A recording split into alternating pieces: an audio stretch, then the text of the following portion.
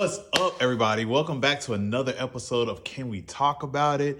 I decided to change up the scenery a little bit, be a little more comfortable. It's supposed to be like an intimate conversation. So now we like this, you can chill out on the couch with me,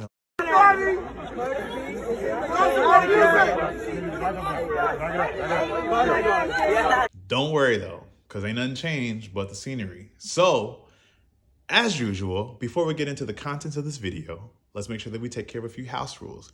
Be sure to like, comment, share, subscribe, and click that bell so that you're up to date on all the latest posts on this channel. Guys, you gotta click that bell so that you get these notifications. Anywho, can we talk about it? Many of us today juggle so many hats. We're juggling our professional careers, turning our passions into a stream of income, taking care of home, making sure that your social life is intact, taking care of your mental health, and a plethora of other things. It can be a lot. And if you're anything like me, sometimes I tend to think that I'm invincible and I try to do everything independently until I find myself overwhelmed and stressed out.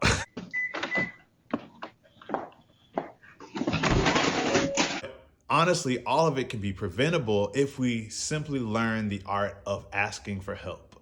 And I can't say that it's an art, it's just more of just being courageous enough. That's one of the hardest things for some people. Some of us struggle with asking for help for fear of rejection, pride, or in my case, it's fear of being a burden or an inconvenience to other people. And I haven't quite unpacked that yet. Because I don't have the problem, I just think you do. I will literally suffer in silence before I ask someone for help. And it was interesting because in college, I understood the advantages of networking.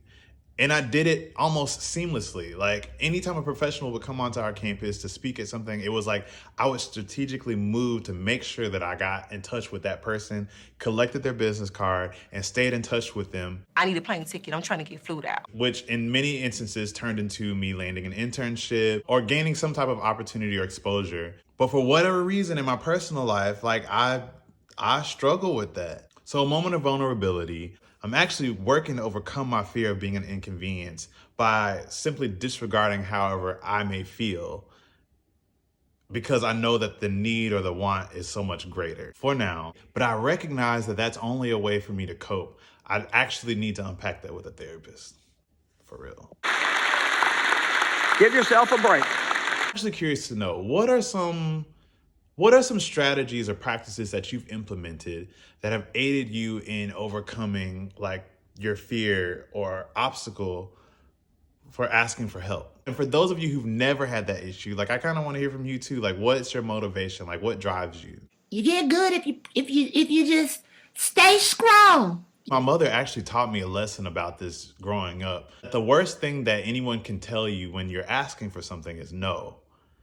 And you may receive several no's before you get to that one yes that makes a difference. The only failure is not to try. But the bottom line is we're not meant to be islands, and we haven't gotten where we are, and we will not get to where we want to be independently. We have to lean on each other. We need help, and that is okay. So stop trying to do it all by yourself. Like, imagine how much more successful, how much further we could go, how much broader our impact can be if we simply just open up our mouths and ask for what we want or what we need. It's out there. The information, the finances, the support, all of that is out there. We just gotta ask for it. Period. As always, thank you guys for checking in with me this week. Be sure to hit that subscribe button below and check back in with me next week so that you can see what we're talking about. All right? Lean on me when you're not strong. And I'll be your friend.